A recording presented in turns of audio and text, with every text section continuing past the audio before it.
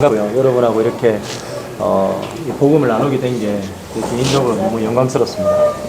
आप सबसे मिलकर मैं निहायत ही खुश हूँ और आप लोगों के साथ खुशखबरी बांटने में की वजह से मैं अपने आप को भी बहुत खुश नसीब महसूस करता हूँ.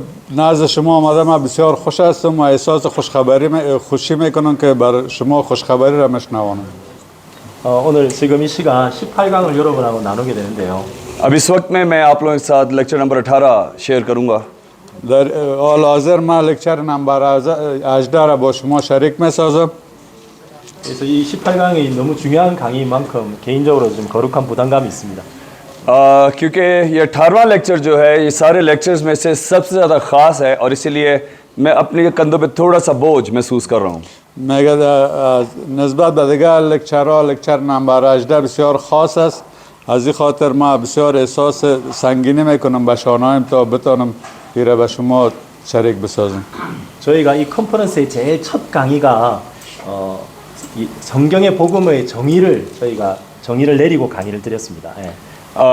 इस कॉन्फ्रेंस का जो सबसे पहला लेक्चर था बाइबल मुकद्दस की खुशखबरी, तो वो मैंने आपके साथ हम लोगों ने आपके साथ शेयर किया था. مگه لکچر نمبر اول مگه در مورد خوشخبری ما همراه شما شریک ساخته بودم. 그래서 그 첫 강의 이후의 강의가 지금 18강까지가 1강의 성경의 복음을 지금 풀어내고 있는 사실 강의입니다. पहले लेक्चर के बाद जिसमें हमने देखा था बाइबल क्या है, उसके बाद दूसरे लेक्चर से लेके 17वें लेक्चर तक हमने जाना कि खुशखबरी और उस खुशखबरी के बारे में ज़रा गहराई से हमने सीखा है.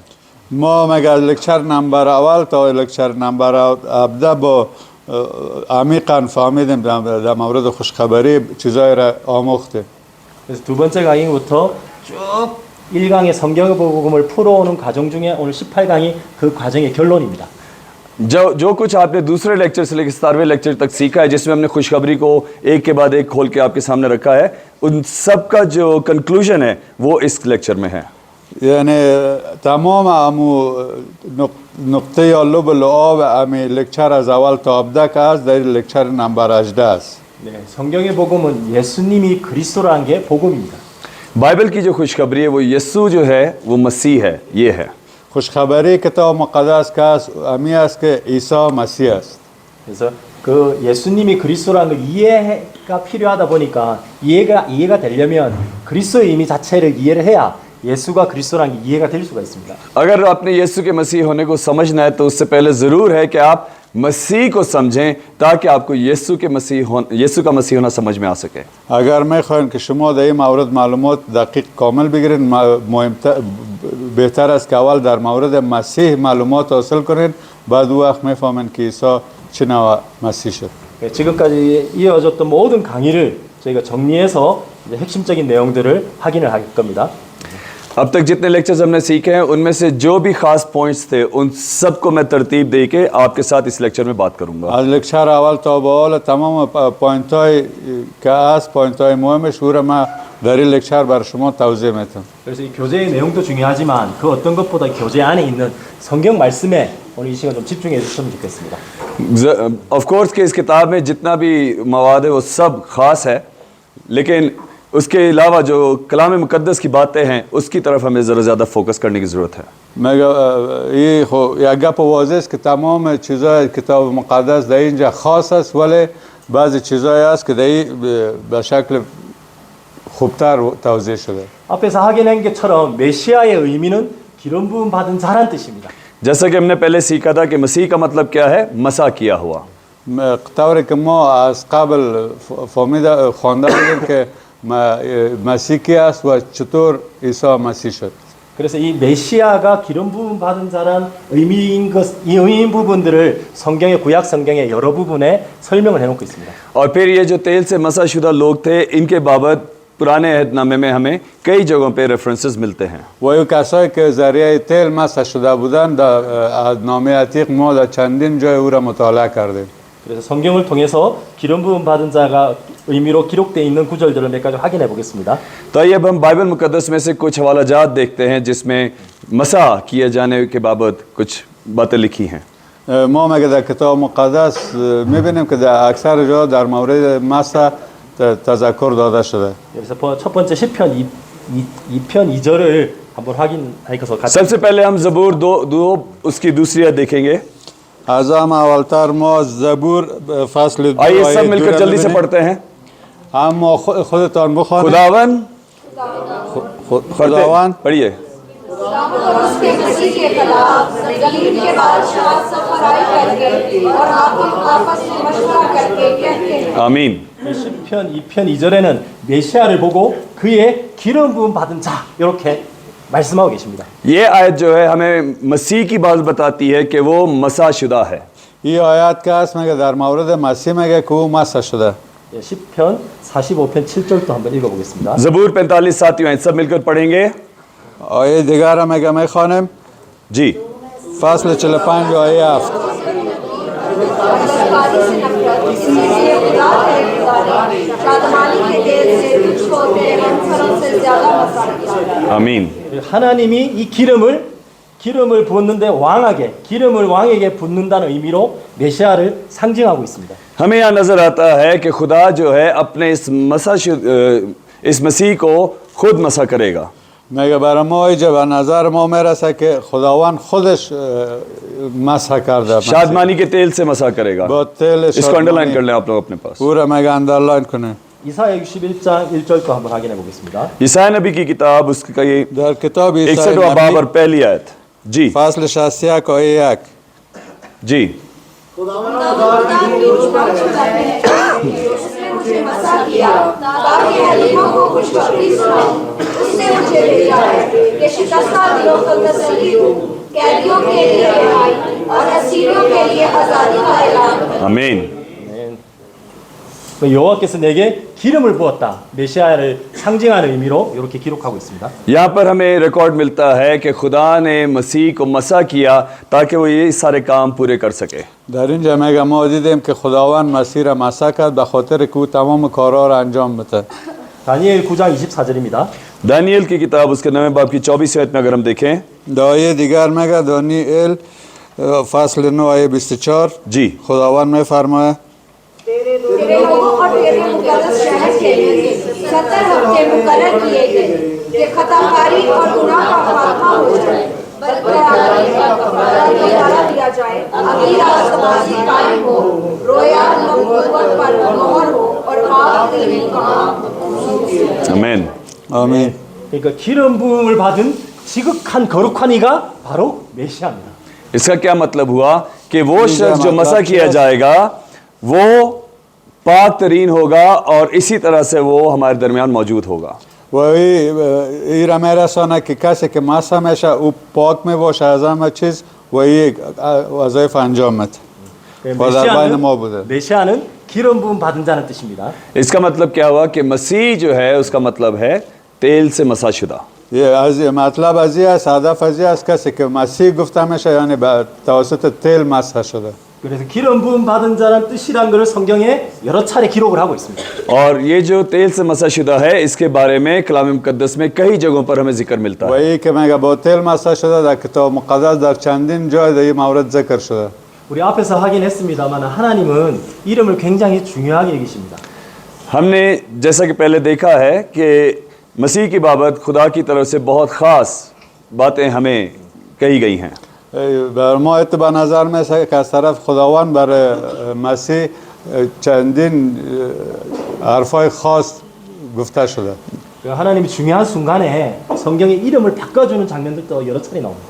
और हमें नज़र आता है कि 뭐가 바꿔서? 이름을 바꿔줘. ओके 아브라함을 아브라함으로. नहीं, हमें नज़र आता है कि बाइबल मुकद्दस में खुदा ने कई जगहों पर लोगों के नाम तब्दील किए हैं। برای ما به نظر میرسه که خداوند در چندین جای اشخاص افراد نامهایشان تبدیل کرده. 여러분 아시다시피 아브라함을 아브라함으로 사례를 사라로 야곱을 이스라엘로 여러 차례 나오죠. हमें नज़र आता है कि अब्राहम जो है वो अब्राहम हो गया, सारा जो थी वो सैरा हो गई और फिर हमें याकूब जो था उसको हमें इसराइल नज़र आता है नाम।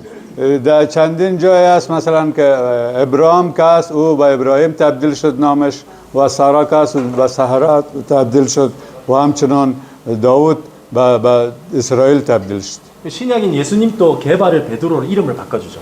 और हमें नज़र आता है कि कैफस का नाम भी खुदा यीशु मसीह ने पतरस बदल दिया था. و اما تو به نظر میرسه که کیفوس هم به نام پتروس نامش تبدیل شد. 하나님은 이름을 굉장히 중요하시게 생각하신다는 부분들을 우리가 알 수 있습니다. हमें बाइबल मुकद्दस में नजर आता है कि कई जगहों पर खास तौर से खुदा ने ये नाम तब्दील किए हैं. برای ما به نظر میرسه که در چندین جای به طور خاص خداوند این نام‌ها را تبدیل کرده. 그래서 하나님이 왜 우리 인류를 구원할 자 이름을 기름 부음 받은 자로 했냐? खुदा ने क्यों जो है उस शख्स का नाम मसाशुदा रखा जो हमारी मदद के लिए आने वाला है. خدا چرا مگه این کار کرد و کسی که به خاطر ما رای میکرد او را مسح کرد او آمدنی است. 너무 중요하고요. 이 이름 안에 모든 게 다 담겨 있습니다. ये बहुत खास बात है क्योंकि इस नाम के अंदर सारा कुछ बंद है. این بسیار مهم است، خاص است به خاطر که در ذات او نام بسیار چیزا قید است. 그리고 확인했다시피 구약에 하나님은 딱 세 가지 직분에 기름을 부어 세웠습니다. जैसा कि हमने जाना कि पुराने नामे में 3 तरह के लोगों को मसा किया गया. طوری که برای ما خدا نے مسح کروایا. معلوم میشه که خداوند 3 نفره خداوند خودش مسح کرده. 그래서 기름 부음 받은 자란 이름 안에는 왕, 선지자, 제사장의 직분이 동시에 들어가 있습니다. तब हमें क्या नजर आता है कि इस मसाशुदा के अंदर बादशाह, नबी और काहिन ये 3 ऑफिसेस बंद हैं. برای ما به نظر ما میرسه که پادشاه، کاهن و نبی این ارسش مسح شده بود و دمی چیز بند بود. 하나님이 우리를 구원할 자의 이름을 기름 부음 받은 자로 한 이유는 우리의 본질적인 문제하고 직접적으로 관련이 있습니다. और जो हमारे बुनियादी मसाइल हैं उनके हल के लिए ये जो मसाशुदा है वो डायरेक्टली हमारे मसाइल के साथ कनेक्टेड है. و این مسائل بنیادی جدا ما हुआ है. همش در یک جای وصل است. 우리의 본질적인 문제가 죄 문제요, 사다 문제요, 하나님과 단절된 이 세 가지 문제가 뿌리 문제, 본질적인 문제이기 때문에 하나님이 구원자 이름을 그렇게 정하신 거죠. हमने देखा था कि हमारे 3 बुनियादी मसले हैं खुदा, अबलीस, गुनाह और खुदा से जुदा होना. और इन तीनों मसलों के हल के लिए खुदा ने इस मसाशुदा को तैयार किया. و به خاطر که ما سه موضوع مهم خواندیم، ابلیس، گناه و جدایی از خدا، به این خاطر خداوند این را برای ما تیار ساخت. 메시아는 기름 부음 받은 자란 뜻입니다. मसीह का मतलब क्या है? तेल से मसाशुदा. مطلب مسیح چی است؟ مسح شده با تل. 그리고 참왕, 참 선지자, 참 제사장이란 뜻입니다. इसका मतलब ये है कि जो भी तेल से मसा किया गया होगा, जो खुदा ने मसा किया होगा, वो कामिल नबी, कामिल काहिन और कामिल बादशाह होगा. مطلبش از این است همون کسایی که با تل مسح شده نبی کامل، کاهن کامل و پادشاه کامل می باشه. 이거는 인간의 본질적인 문제를 해결할 자란 뜻입니다. इसका क्या मतलब है कि वो शख्स जो है इंसान के तमाम बुनियादी मसाइल का हल करेगा. مطلبش این است که او اشخاص که است تمام مسائل بنیادی انسانها را حل میکنن. 그 내용을 성경을 통해서 한 번 더 확인해 보겠습니다. हम इसके बारे में एक दफ़ा और कलाम मुक़द्दस में से सीखते हैं. ما یک بار دیگر در این مورد از کتاب مقدس میآموزیم.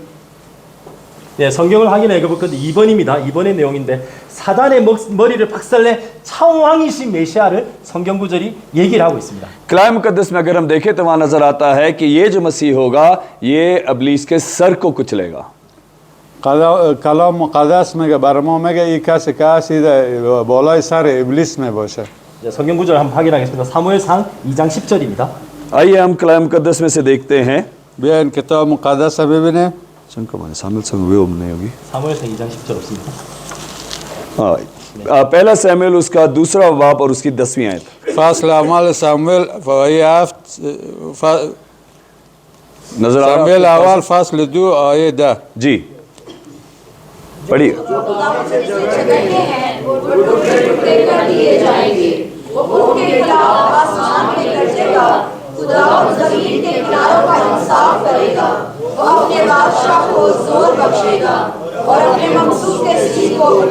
아멘. 네.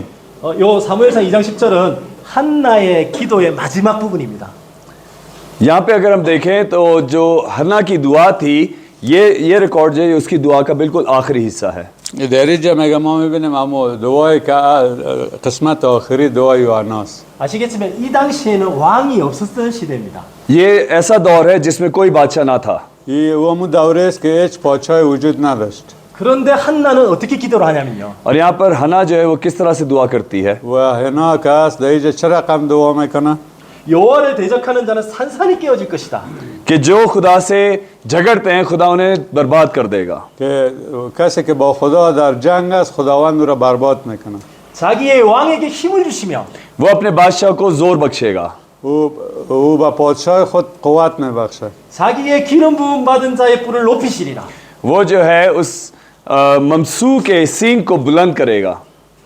वो अपने मसा शुदा و का امو सींग बुलंद شخص را करेगा। که مسح کرده مرتبه از او را بالا میسازه.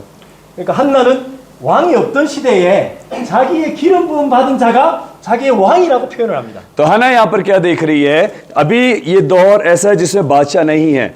انا میگه دیگه چطور میمونه که در دوره هیچ پادشاهی وجود نداره. उसके बावजूद वो उस मसा शुदा को अपना बादशाह जानती है। با وجود از او هم همون کسایی که مسح شده اونا را پادشاه خود میدانه. 그 왕이 여호와를 대적하는 자는 산산이 깨트릴 것입니다. और वो जो बादशाह होगा वो खुदा के खिलाफ जो खड़े होते हैं उनको बर्बाद करे, उनके टुकड़े او टुकड़े کسی करेगा। که پادشاه میشه او خداوند او را برباد میکنه. 한나는 분명한 메시아 언약을 붙잡고 있었어요. हन्ना जो है वो मसीह का जो अहद था उसको पूरे तौर से अपने दिल में कबूल करके रखती है। حنا میگه یا اسے hold کر کے در رکھتی ہے. دوره مسیح به شکل کامل او را به او ایمان میاره و او را قبول میکنه. 그래서 한나를 통해 하나님이 메시아의 상징인 사무엘을 낳게 하십니다. हन्ना तुम्हें सो 사무엘을 낳게 하십니다. नहीं। और फिर हमें नजर आता है कि हन्ना की दुआ जब सुनी गई तो फिर उसके यहाँ जो बेटा पैदा हुआ उसका नाम सैमुअल था। و حنا وقت بر ما ایت به نظر میرسه حنا وقتی که در خانه از او طفل به دنیا میاد نام از او را ساموئل میگذاره. 그래서 메시아는 우리의 참 왕으로 오셔서 사단의 머리를 박살낼 자십니다. और इसका मतलब क्या है कि जो मसीहा होगा वो जब आएगा वो हमारे दुश्मन अबलीस का सर कुचलेगा। و اینجا به نظر میرسه که وقتی که مسیح میاد پیدا میشه او بالای شیطان قرار میگیره غالب میشه و او سرش میزنه. 다니엘 9장 25절도 한번 읽겠습니다. दानियल 9 बाब की 25 में देखेंगे। دانیال میگه ببینین آیت دیگر जी دانیال فصل 9 آیه 25 और तमीर का हुक्म सादर होने से मंसूब फरमान रहा तब 7 हफ्ते और 62 हफ्ते होंगे तब फिर बाजार तमीर किए जाएंगे और फसीह मनाई जाएगी मगर मुस्तकबिल के गए आमीन। 아멘. 이 다니엘 9장은 오실 메시아에 대한 언제 오실지에 대한 대표적인 예언입니다. दानियल की किताब को अगर हम देखें तो उसका 9वां बाब उसमें मसीह के आने के वक्त के बाबत बहुत ज़्यादा डिटेल दी गई है।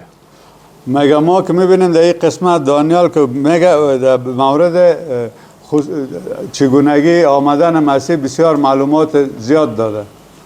왕이 오실 것인데 그 왕이 곧 기름 부음 받은 자다. बादशाह आने वाला है और वो बादशाह जो है वो तेल से मसा शुदा है। میگه پادشاه آمدنی است و او پادشاهی که میاد با تل مسح شده.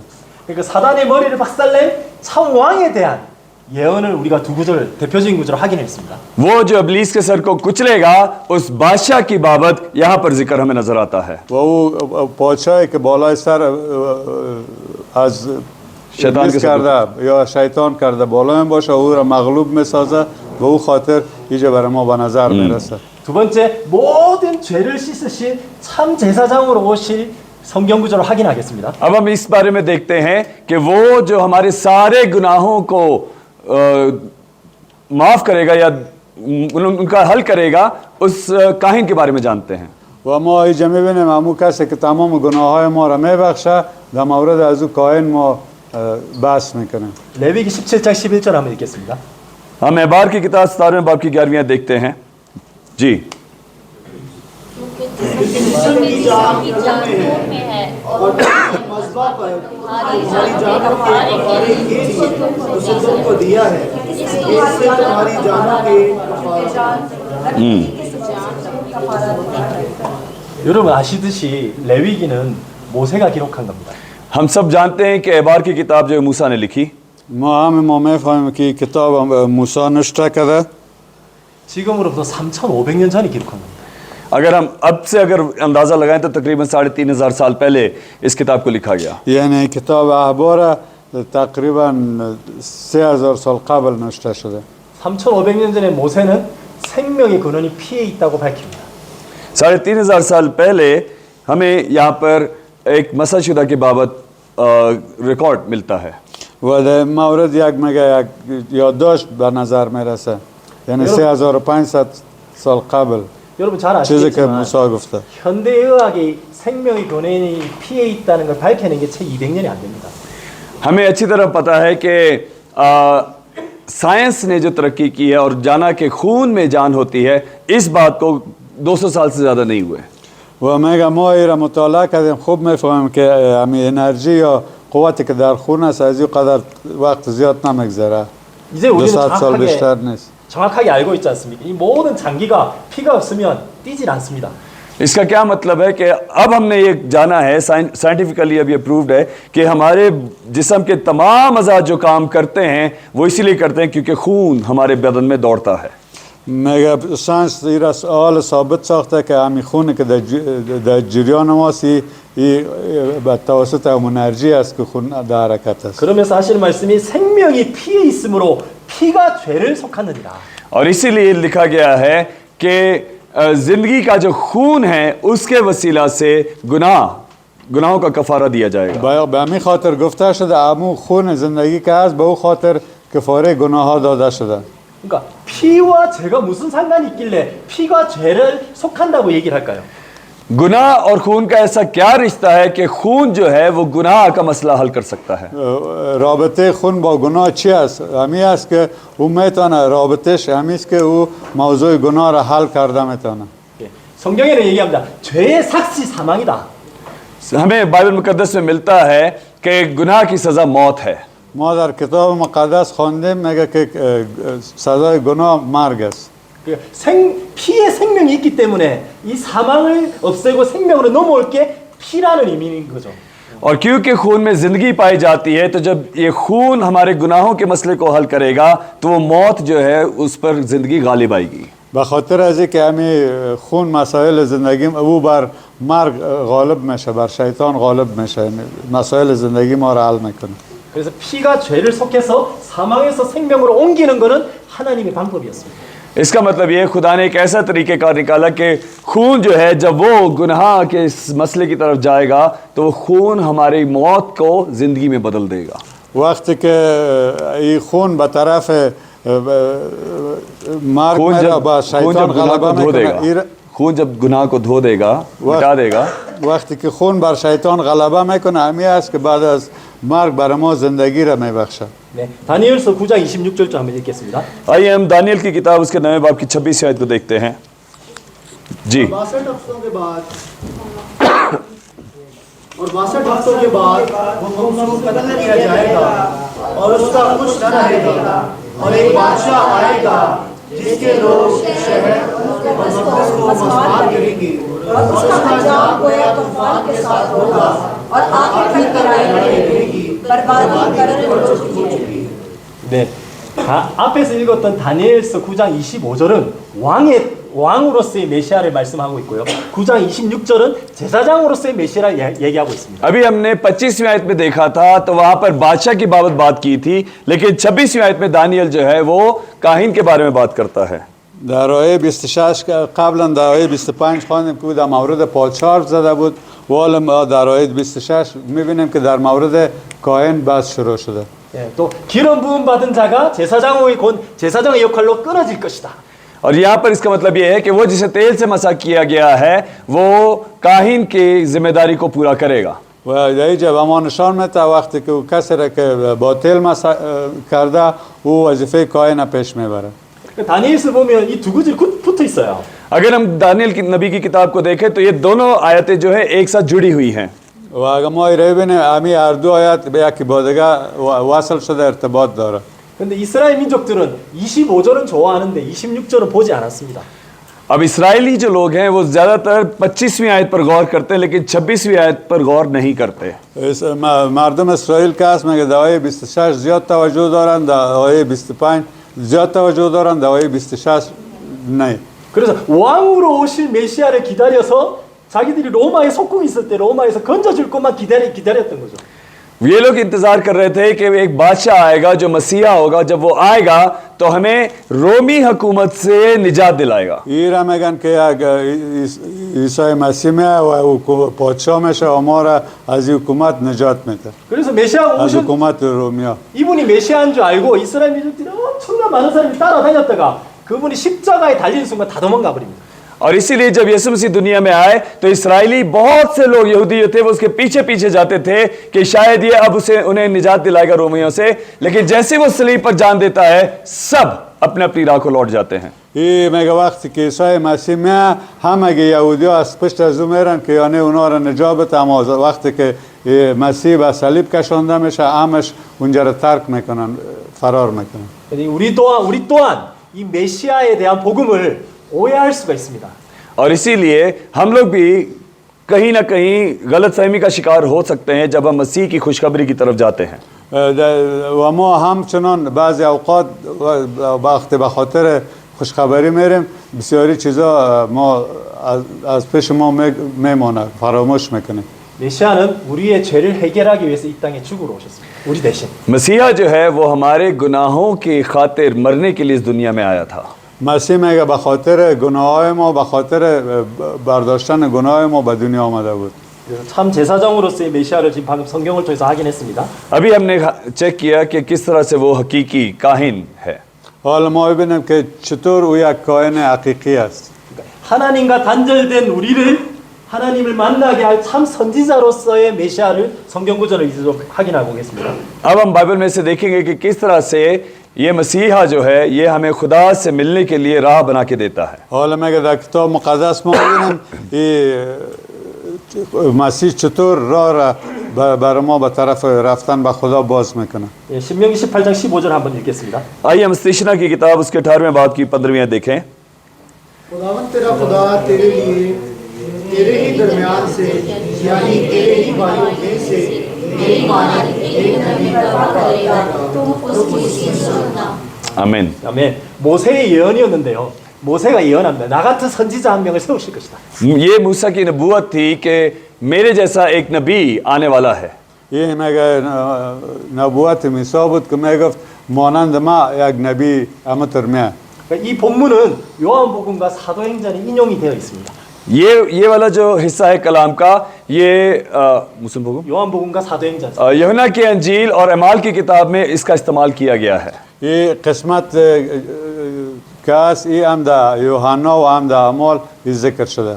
우리의 메시아는 하나님 만나는 길 대신 선지자로서 참 선지자로 오신다는 거죠. कि हमारा मसीहा जो है वो खुदा से मिलने के लिए एक राह बना कर देगा और वो हकीकी नबी होगा। که مسیح که است به خاطر ارتباط ما با خدا یک راه را بنا میکنه، یک راه را میسازه. 이사야 7장 14절도 읽겠습니다. यशायाह 7वें बाब की 14वीं बड़ी मशहूर आयतें पढ़ेंगे हम सब मिलके।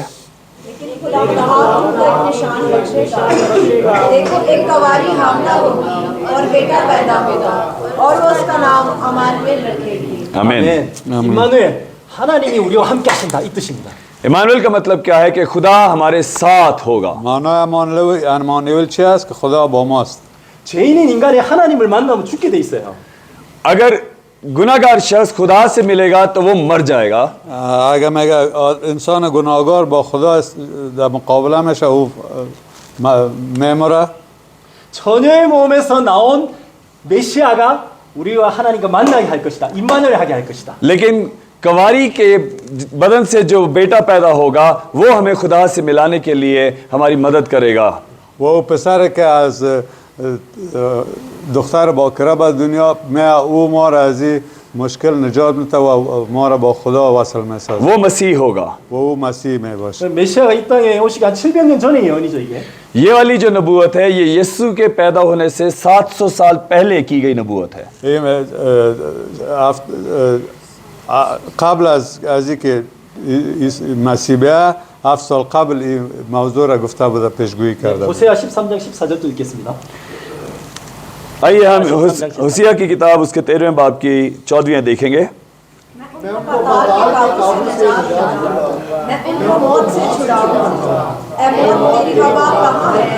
ऐ तेरी हलाकत मैं हरगिज़ रहम न करूँगा। आमीन। 예, 이 본문도 바울이 고린도전서 15장에 인용한 유명한 본문입니다. ये वाली आयत भी जो है पौलुस रसूल करंथियों के खत में इस्तेमाल करता है। ای آیات که اسم که پولیس رسول در قرنتیان نیره استعمال کرده گفته 예, 지옥의 권세와 사망의 권세에서 우리를 하나님의 나라로 생명으로 옮기시겠다. वो हमें मौत के काबू से छुड़ाएगा, वो हमें पाताल से निकालेगा और हमें खुदा की बादशाही में दाखिल करेगा। او ما را از مرگ نجات میده و از گندگی پاک میکنه و با خدا وصل میکنه. 인간의 본질적인 문제가 세 가지: 사단 문제, 죄 문제, 하나님과 단절된 문제입니다. कलाम मुकद्दस में हमें मिलता है कि इंसान के 3 बुनियादी मसले हैं: इब्लीस, गुनाह और खुदा से जुदा होना। ای میگه در مورد کتاب مقدس گفته که ابلیس گناه و جدایی از خدا 이게 뿌리 문제인 거죠, 나무에. ये समझने की जिस तरह दरख्त की जड़ होती है उसी तरह ये तमाम मसलों की जड़ है। ای به خاطر مثل یک درخت خواره شاخهای درخت خواره ای همو شاخهای یک درخت است که همش حل میسازه. 뿌리가 병들었는데 바른 열매가 날 수가 없잖아요. 썩거나 병든 열매가 생길 수밖에 없죠. इसका मतलब क्या हुआ कि अगर जड़ बुरी है तो हम अच्छे फल की उम्मीद नहीं कर सकते। اگر درخت شاخه درخت خراب باشه ما از او توقع میوه درست باید نداشته باشیم. 그래서 이 땅에 오신 메시아는 이 뿌리 문제를 해결할 뿐만 아니라 뿌리로 인해서 있는 모든 문제를 해결자이십니다. और इसलिए मसीहा जो है वो सिर्फ आके जड़ को ही ठीक नहीं करेगा बल्कि जड़ समेत सारी चीजों को बहाल करेगा। وقتی که مسیح میاد تنها او شاخه را نه بلکه تمامش از ریشه همه چیز درست میکنه. 그래서 همه چیز ستره میسازه. 모든 문제를 이미 끝내셨다는 의미의 성경 구절들을 또 확인해 보도록 하겠습니다. आइए हम कलाम में से देखते हैं कि एक हवाला ऐसा भी है जहां लिखा गया है कि ये मसीहा के आने की वजह से तमाम मसले हल हो जाते हैं। میگه بیا ببینید آیه دیگر گفته شده وقتی با آمدن مسیح تمام مشکلات و مسائل حل میشه. 이사야 9장 6절에서 7절을 한번 읽어주십시오. आइए हम देखें यशायाह नबी की किताब उसका नवा बाब 6 और 7वीं आयत। इसलिए हमारे लिए एक लड़का तवल्लुद हुआ और हमको एक बेटा बख्शा गया और सल्तनत उसके कंधे पर होगी और उसका नाम अजीब, मुशीर, खुदाई का अतियत दवा, सलाम के शहजादा होगा। उसकी सल्तनत के एतबार से कुछ इंतहान होगी। वो दाऊद के तख्त और उसकी मुगलसत पर आज से अबद तक हुक्मरान रहेगा और अदालत और सदाकत से क़याम बख्शेगा। रब की गई ये करेगी। आमीन। 메시아는 이렇게 엄청난 분입니다. और इसी तरह में नजर आता है कि जो मसीह है ये एक जबरदस्त शख्सियत है। وی جهت به نظر میرسه که مسیح یک شخصیت خارق العاده است. 제가 뭐 인간의 언어로 표현하기 불가능할 만큼 엄청난 분입니다. 방금. ये इतनी जबरदस्त शख्सियत है कि इंसान अपने अल्फाज में इसका बयान नहीं कर सकता। این میگه خارج از تعریف ما یعنی بالاتر از چیزی است که ما تعریف میکنیم. 우리의 본질적인 문제, 우리의 모든 문제를 해결하실 메시아를 보내시는데 하나님이 열심으로 일하십니다. और यहाँ पर हमें नजर आता है कि हमारे सारे मसलों के हल के लिए जिस मसीह को खुदा भेजेगा वो अपनी गैरत के वसीला से ये करेगा। وی بر ما به نظر میرسه مسیح که خداوند به ما رای میکنه با واسطه ما و غیرتش همه مسائل حل میکنه. 지금 또 하나님은 그 메시아가 다시 오시게 하기 위해서 열심으로 일하고 계십니다. खुदा बाप जो है वो आज भी मसीह को दोबारा भेजने के लिए क्या कहेंगे इसको शिद्दत के साथ काम कर रहा है। و خدای پدر میگه به خاطر دوباره فرستادن مسیح به شدت مصروف است. 시편 23편 1절 읽으십시오. आइए हम देखते हैं ज़बूर 23 उसकी पहली आयत। जी खुदावंद मेरा चौपान है, मुझे कमी ना होगी। 너무나 유명한 구절인데 아시다시피 다윗이 이 고백을 할 때 왕궁에서 고백한 게 아닙니다. हमें नजर आ रहा है कि बहुत मशहूर आयत है और जब दाऊद बादशाह ने इस आयत का जिक्र किया था उस वक्त वो बादशाह नहीं था, अपने तख्त पर नहीं बैठा था। وقتی که داوود پادشاه این آیت گفت یک آیت مشهور است در اون وقت پادشاه نبود که میگه خداوند چوپان من است. 사울 왕이 이스라엘 모든 문제를 끌고 다윗을 죽이려고 쫓아오는데 다윗은 광야로 도망가면서 이 고백을 한 겁니다. ये वाली आयत जो है कब लिखी थी दाऊद ने, इसके बाद हम आपको बताते हैं। در مورد از که داوود گفت ما بر شما میگه इस वक्त में साउल बादशाह जो था वो अपनी सारी फौज को लेके दाऊद के पीछे लगा था और दाऊद बेयाबान में भाग रहा था कि वो अपनी जान बचा सके. قبل از این ساول پادشاه که بود با لشکر داوود تعقیب میکرد و داوود در حال فرار بود که خود را از او نجات بده. 집도 없고 마실 것도 먹을 것도 없고 침대나 이런 거 아무것도 없습니다. 동굴에서 숨어 잤습니다. ना घर था, ना रोटी थी, ना पानी था, ना बिस्तर था. गारों में जाके वो छुपता और सोता था. نه خانه بود نه کدام آب بود نه نان بود هیچ چیز نبود یعنی سوراخ میپالید در یک جای کجا بره و خود را پنهان کنه. 여호와는 나의 목자시니 여호와께 나와 함께 하시면 내가 부족함이 없으리로다.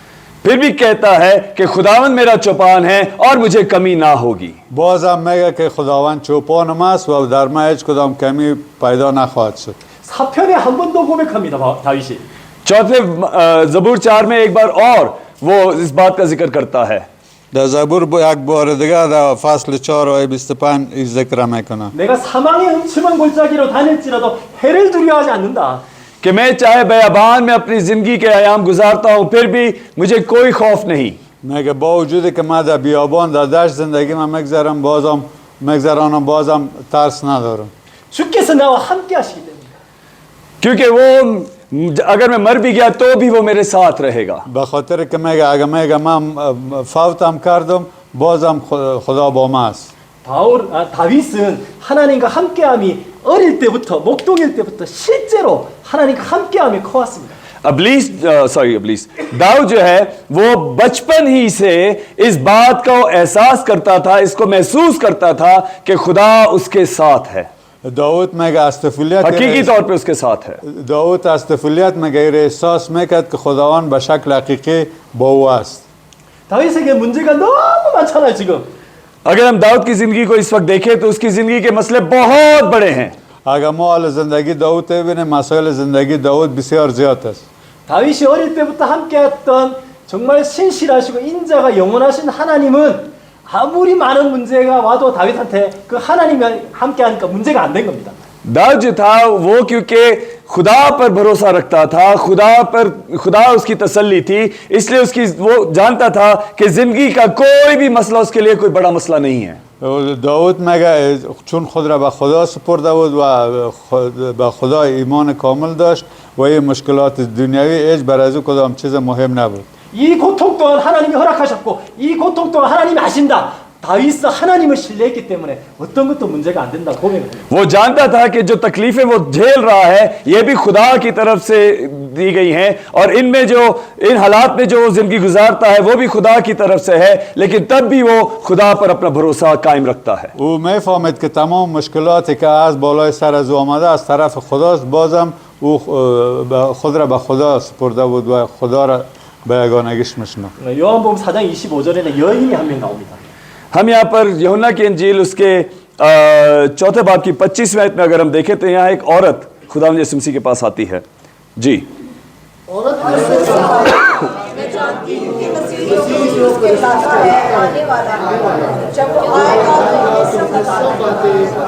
आमीन. 예, آمین. 아시다시피 사마리아 여인인데 남편이 5이었고 지금 6번째 남자로 사는데 이 사람이 남편도 아니에요.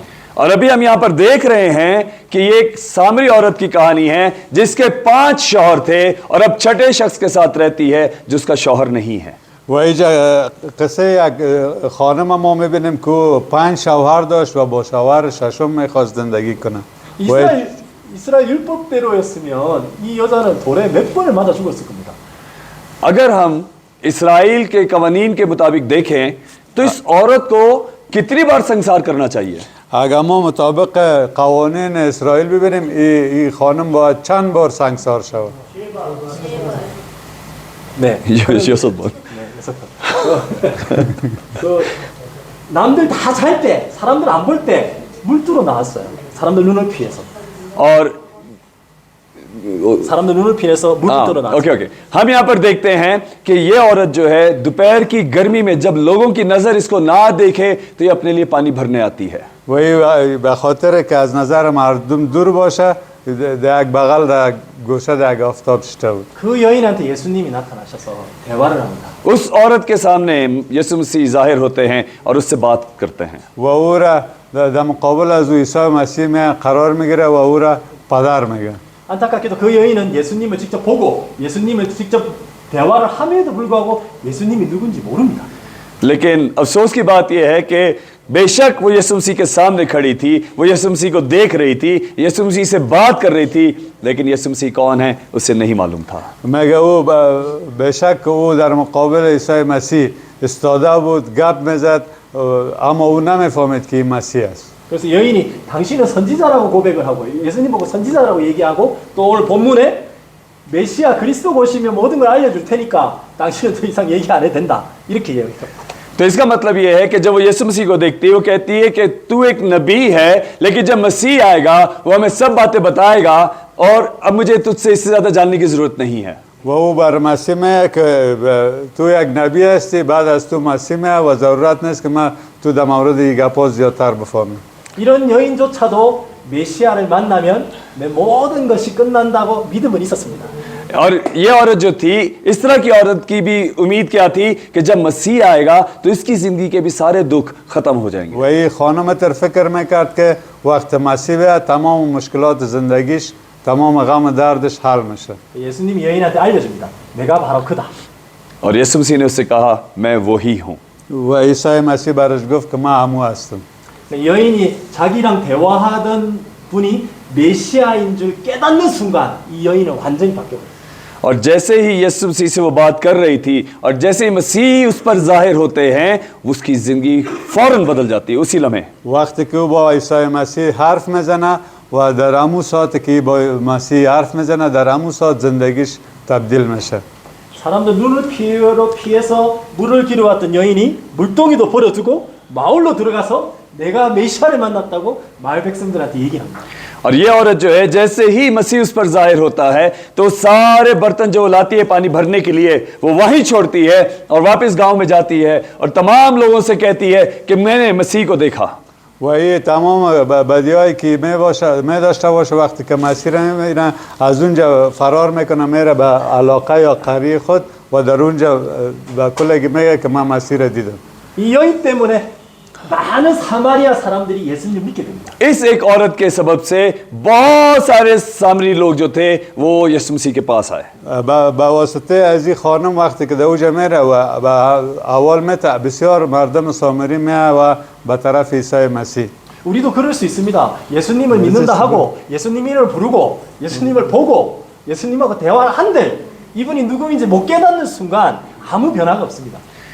हमारी भी यही हालत होती है कि अब यीशु मसीह का नाम भी पुकारते हैं, यीशु मसीह के साथ बात भी करते हैं, यीशु मसीह के सामने दुआ भी करते हैं, लेकिन यीशु मसीह कौन है अगर हमें उसके बारे में नहीं पता तो हमारी जिंदगी में कोई तब्दीली नहीं आती. ما همچنان عیسی مسیح را نامش میگیریم و دعا میکنیم با او زندگی میکنیم ولی در مورد از اون معلومات دقیق نداریم بنابراین ما پیش رفته نمیتونیم. 이 지식이 아니라 정말 내 계시로 내 믿음으로 예수님을 메시아로 깨달아지는 순간 ये जो है ये सीखने से नहीं आएगा, ये पढ़ने से मालूम नहीं होगा, ये मेरी अक्ल से नहीं होगा, ये मुकाशफा जब भेद का मुकाशफा मुझे मिलेगा उस वक्त में मेरे अंदर ये तब्दीली आएगी. وقتی که ما میگه محسوس میکنیم او را در وجود ما تبدیل میشه با خواندن و دعا کردن این گپا نمیشه تا که ما امکانی او را احساس نکنیم. 이 비참한 여인은 어떤 것도 문제가 되지 않고 나가서 그리스도를 전합니다. ये औरत जो पहले परेशान थी अब जैसे ही मसीह से मिलती है अब इसका कोई मसला बाकी ना रहा, वापस जाती है और लोगों से बात करती है. و این خانم وقتی که میره امی در مورد ازی دوباره میره با مردم گپ میزنه. 예수님을 메시아로 만나는 순간 완전히 변해서 전도자로 바뀝니다. 물동이도 버려주고. और यहाँ पर हम देखते हैं कि ये औरत जो है जैसे ही यीशु को मसीह के तौर पे जानती है ये इवेंजलिस्ट बन जाती है, बिशारत करने वाली बन जाती है, एकदम तब्दीली इसके अंदर आ जाती है. و این خانم وقتی که عیسی را منایس مسیح میشناسه در وجودش تبدیلی میشه و این شروع میکنه به خوشخبری دادن و بشارت دادن بر دیگران. 다윗처럼 이 사마리아 여인처럼 문제가 없어진 게 아닙니다. 문제는 그대로 있을 수 있습니다. दाऊद की तरह, इस सामरी औरत की तरह जिंदगी वैसी की वैसी ही रहेगी, मसाइल वहीं के वहीं रहेंगे, वो ख़त्म नहीं होंगे. 이 مسائل مثل داوود یا 이 مسائل همینطور میمونه و ختم نمیشه. 예수님이 메시아임이 깨달아지는 순간 어떤 문제도 이들한테 문제가 되지 않았습니다. लेकिन यीशु जब हमारी ज़िंदगी में मसीह के तौर पर ज़ाहिर होता है तो जितने मसले हमारी ज़िंदगी में हैं वो हमारे लिए अब मसले नहीं हैं, वो परेशानियां नहीं हैं. وقتی که عیسی من عیسی مسیح در زندگی ما داخل میشه این مشکلات زندگی برای ما مهم نیست. 이 메시아가 얼마나 크고 얼마나 위대한 분인지 이분들이 실제로 알았던 거죠. 깨달았던 거죠. क्योंकि मालूम हो जाता है कि ये जो मसीह है ये कितनी ज़बरदस्त शख्सियत है, ये कितना बुलंद है जो मेरे सारे मसलों का हल कर सकता है. وقتی که جب این به نظر میرسه وقتی که مسیح این چقدر بلند از بالا مرتبه است که تمام مشکلات زندگی ما را حل میکنه. 이쯤에서 우리는 이제 확인을 해야 됩니다. आइए अब हम इस पॉइंट को ज़रा देखते हैं. بیان این نقطه را یک بار دقیق تر میبینیم. 누가 메시아냐? मसीहा कौन है? مسیح کی است؟ 누가 기름 부음 받은 자냐? तेल से बसा शुदा कौन है? کسی که با تیل مسح شده او کی است؟ 누가 참왕이고 참 선지자고 참 제사장이냐? कौन है जो हकीकी बादशाह, हकीकी काहिन और हकीकी नबी है? او کی است که پادشاه حقیقی و کاهن حقیقی و نبی حقیقی است؟ 누가 사단의 머리를 박살내고 모든 죄를 씻어내고 하나님 만나는 길을 내실 분이냐? वो कौन है जिसने इब्लीस के सर को कुचला, जिसने सारे गुनाहों का मसला हल किया और हमें खुदा से मिलने की राह दी? او کی است که تمام مشکلات ما را حل کرد و ما را راه را وصل شدن ما را با خدا میسر ساخت؟ 누가 이 본질적인 문제, 뿌리 문제를 해결하고 모든 문제를 해결할 자신이냐?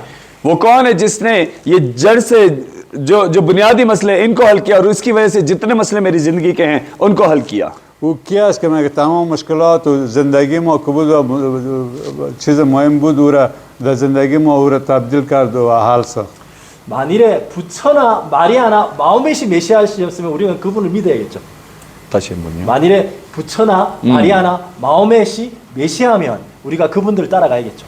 अगर हम कोई और जैसे मरियम या कोई और शख्सियत जो है वो मसीह के तौर पर ज़ाहिर होती तो हम उसके पीछे भी चल पड़ते हैं. اگر مریم یا کدام شخص دیگه هم به چهره مسیح ظاهر میشد ما شاید پشت از او میرفتیم. 왜 예수님이 메시아고 예수님만이 메시아인지 성경 구절을 통해서 마지막으로 또 한번 लेकिन क्यों ये बाकी लोग मसीह नहीं हैं, सिर्फ यीशु ही मसीह है? आइए हम बाइबल में से देखते हैं. اما چطور در کتاب مقدس میگه که دیگه کس مسیح نیست و این همی عیسی است که مسیح است. 예수님이 참왕으로 오셨음을 밝히는 성경 구절들을 한번 확인하겠습니다. 히브리 2장 14절입니다. यीशु जो है वो हकीकी बादशाह के तौर पर दुनिया में आया. आइए हम कलाम मुकद्दस में से कुछ आयत इसमें से देखते हैं. عیسی که است میگه در کلام در کتاب مقدس است که آمده از طرف خدا. इब्रानियों दूसरे बाब की 14वीं आयत من عیسی देखिएगा. پادشاه. जी.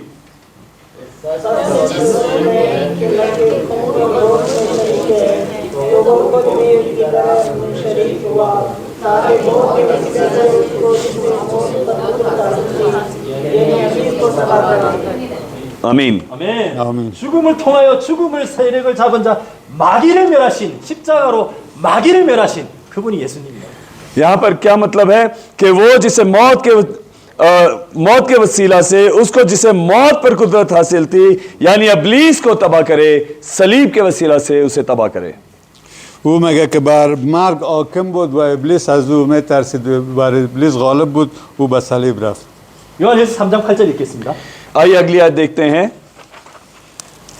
पहला यूहन्ना और उसका तीसरा बाब 8वीं आयत. जी. یوحنا اول فصل 3 آیه 8. जो शख्स गुनाह करता है वो इब्लीस है, क्योंकि इब्लीस शुरू ही से गुनाह करता रहा है. खुदा का बेटा इसीलिए जाहिर हुआ कि ये इब्लीस के कामों को जानता है. 아멘. 마귀를 멸하신 하나님의 아들이 예수님입니다. वो जो इब्लीस के कामों को मिटाएगा वो खुदा का बेटा मसीह है. او کسی که کارهای ابلیس از بین میبرد او کی است؟ او مسیح است. 참 제사장으로 오신 예수님을 성경 구절 통해서 확인하고 보겠습니다. आइए हम जो है हकीकी काहिन के बाबत कुछ सीखते हैं कलाम मुकद्दस में से. حالا میگه بیا ببینیم ما در مورد کاهن حقیقی در کلام مقدس میخوانیم. 히브리서 9장 12절입니다. इब्रानी 9वें बाब की 12वीं आयत देखेंगे. जी. और बदल और बच्चों का रूप ले लेकर नहीं,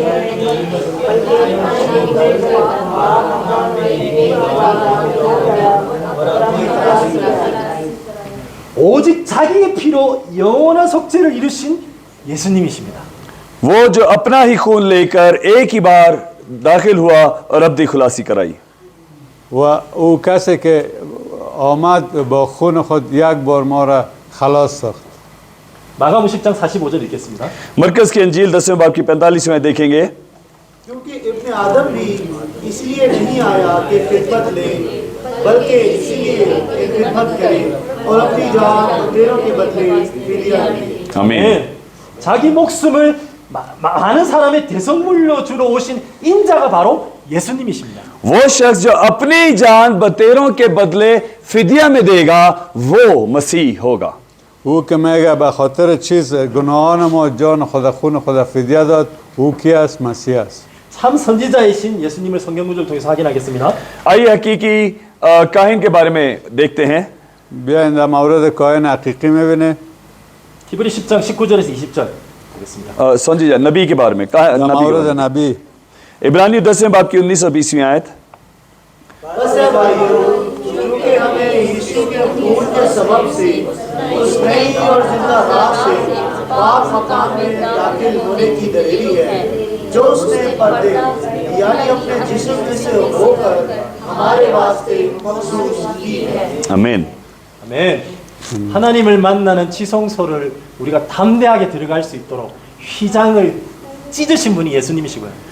मेरे अजीजों, खुदा ने हमें अपने आप से मिलाने के लिए वो रात जिसको एक पर्दे से बंद कर दिया गया था, उस पर्दे को फाड़ कर हमारे लिए राह बना कर दी है। او میگه ذریعه مسیح اونمو به خاطر ما خارج شده بودیم از خاطر گناه، همون پرده و همون فاصله را مسیح پاره کرد و ما را وصل ساخت. 그 일을 위해 십자가에 자기 육체를 찢어주신 분이 예수님이십니다. सलीब पर अपना बदन फाड़ने वाला शख्स यीशु था। در صلیب بدن خدا پاره کرد و جان داد به خاطر ما. 요한복음 14장 6절에 예수님이 직접 하신 말씀입니다. यूहन्ना की इंजील 14 बाब की 6 आयत में यीशु ने खुद से ये बात कही है कि जी यीशु ने उससे कहा, और हक और जिंदगी मैं हूँ, कोई मेरे वसीले के बगैर आपके पास नहीं आ सकता। 아멘. आमीन। 예수님이 바로 참 왕이시고 참 선지자이시고 참 제사장이십니다. यीशु जो है वो कामिल बादशाह, कामिल काहिन और कामिल नबी है। عیسی که است میگه او پادشاه کامل، نبی کامل و کاهن کامل بود. 예수님이 바로 기름 부음 받은 자이시고 메시아이십니다. यीशु तेल से मसाशुदा मसीह है। و عیسی میگه مسح شده با تل مسیح است. 여러분 예수님이 그리스도라는 것은 이 교제를 통해서 사실 한두 시간만 공부하면 이해할 수 있습니다. मेरे अजीजों, याद रखें कि यीशु के मसीह होने को अगर आप समझना चाहते हैं तो इस किताब को 2 से 3 घंटे आप अगर तवज्जो से पढ़ेंगे तो आपको समझ आ जाएगी। میگه دوستا عزیز شما ببینید که اگر شما میخواین که عیسی را منعیس مسیح بشناسین باید تمام کتاب بخوانید و داود عمیق شوین. 예수님의 십자가 부활은 역사적인 객관적인 사실이잖아요. क्योंकि अगर हम देखें माजी में तो यीशु मसीह की सलीब और उसका जिंदा होना जो है ये हकीकी वाकयात हैं जो हम चेक कर सकते हैं। اگر ما ببینیم در گذشته مسیر بردنش رفتن به صلیب و زنده شدنش این واقعات دقیق و عینی است، یک واقعیت است. 이제는 이 예수님이 그리스도라는 이 복음을 우리 스스로가 이분을 주인으로 나의 모든 것으로 모시는 게 너무 중요합니다. इसलिए ये बहुत ही लाजमी है कि यीशु के मसीह होने की इस खुशखबरी को मैं इस मसीह को मैं अपना खुदावन और अपना मालिक जानकर कबूल करूं। به این خاطر است که امی عیسی که مسیح شده ما ای را از دل و جان منعیس خداوند خود قبول داریم و به او ایمان داریم. 여러분 잘 알다시피 마태복음 16장에 베드로는 예수님을 보고 주는 그리스도시요 살아계신 하나님의 아들이시라고 고백합니다. हम जिस तरह से मत्ती की इंजील में पढ़ते हैं उसके 16वें बाब में कि पतरस यीशु मसीह से कहता है कि तू खुदा का बेटा मसीह है। وقتی که ما میبینیم در यहाँ पे नहीं है, मत्ती की इंजील 16वें बाब में در انجیل متی ما گفته شده بود که چطور پطرس که कहता عیسی है پطرس میگه که چطور عیسی مسیح است. तू जिंदा खुदा का बेटा मसीह है. پسر خدای زنده است. 마가복음 8장 29절도 똑같은 본문인데요. 베드로가 주는 그리스도의 신이네. 주라고 고백합니다. 나의 주로. और यहाँ पे मरकज की अंजील 8वें बाब के अंदर 30वीं आयत में भी देखें तो यहाँ पर पतरस कहता है कि तू मेरा खुदावंद है, तू मेरा मसीह है. در اینجا بازم پتروس میگه که ای خداوند تو مسیح من هستی. 예, 로마서 5장 17절입니다. रोमियो का खत 5वें बाब की 17वीं आयत देखेंगे. जी. क्योंकि जब एक शख्स के गुनाह के सबब से मौत ने उस एक के जरिए से बादशाही की, तो जो लोग फजल और रास्तबाजी की बख्शिश इफरात से हासिल करते हैं, वो एक शख्स यानी यीशु मसीह के वसीले से हमेशा की जिंदगी में जरूर बादशाही करेंगे. आमीन. 아담으로 말미암아 사망이 왕노로 됐습니다. हमने देखा कि आदम की वजह से मौत दुनिया में आई. ما میگه دیدیم که به خاطر آدم مرگ به دنیا آمد. 예. 그러니까 예수 그리스도를 우리가 주인으로 모시는 순간 우리는 그분의 생명 안에서 왕노로 타게 될 겁니다. और जैसे ही हम यीशु मसीह को अपने बादशाह अपना खुदावन कबूल कर लेते हैं तो हम मौत से निकल के उसकी ज़िंदगी में दाखिल हो जाते हैं. وقتی که ما عیسی مسیح را من عیسی خداوند خود قبول میکنیم ما از مرگ فاصله میگیریم و به زندگی داخل میشیم. 예수님이 성경에 보면 여러 차례 얘기를 합니다. 내가 너희 안에, 너희가 내 안에. बाइबल मुकद्दस में हम देखते हैं कि यीशु मसीह ने कई बार कहा मैं तुम्हारे अंदर और तुम मेरे अंदर कायम रहो. ما چندین بار در کتاب مقدس خواندیم که مسیح گفته که ما در تو هستم و تو در من باش. 그리스도이신 예수님 우리의 주인으로 내 모든 것으로 모신다는 것은 우리가 그분 안에 거한다는 의미하고 똑같습니다. इसका मतलब ये है कि यीशु मसीह जो है जब हम उसका अपना खुदावन अपना सब कुछ कबूल कर लेते हैं तब हम मसीह के अंदर दाखिल हो जाते हैं. وقتی که ما عیسی را من عیسی مسیح من عیسی خدای خود قبول داریم بعدا ما در او داخل میشیم. 로마서 8장 1절에서 2절 읽으십시오. आइए हम देखते हैं रोमियो का खत उसके 8वें बाब की पहली और दूसरी आयत. जी. बस अब जो मसीह यीशु में है क्योंकि जिंदगी के रूह की शरीयत ने मसीह यीशु में मुझे गुनाह और मौत की शरीयत से आजाद कर दिया. 아멘. आमीन. 그리스도 예수 안에 있는 자에게 결코 정죄함이 없고요. और यहाँ पर हमें नजर आता है वो जो मसीह के अंदर है उस पर गुनाह और मौत की शरीयत अब जो है क्या नहीं होती. एक मिनट हाँ उस पर सजा का हुक्म नहीं. चलें. ما این ایره میخوانیم کسی که به مسیح ایمان آورده و در مسیح است هیچ وقت دیگه شریعت و در شریعت هیچ وقت تو به او سزا داده نمیشه. 그리스도이신 예수님 안에 있을 때 죄와 사망의 법에서 법적으로 완전히 해방이 되버립니다. 생명. जब हम मसीह यीशु के अंदर होंगे तब मौत और गुनाह की शरीयत से हमें कानूनी तौर पर आजाद कर दिया जाएगा. وقتی که ما در مسیح هستیم به طور قانونی ما از مرگ و گناه آزاد هستیم. 에베소 2장 5절에서 6절입니다. आइए हम देखते हैं इफ्सियों का खत उसका दूसरा बाब और उसकी 5 और 6 आयत. जी. जब कसूरों के सबब से मुर्दा ही थे तो हमको मसीह के साथ जिंदा किया, तुमको फजल ही से जान दी है और मसीह यीशु में शामिल करके उसके साथ जिलाया और आसमानी मकामों पर उसके साथ उठाया. आमीन. 아멘. 자, 우리가 6절에는 과거형을 쓰고 있습니다. 이미 우리를 하늘에 앉혔다고 얘기합니다.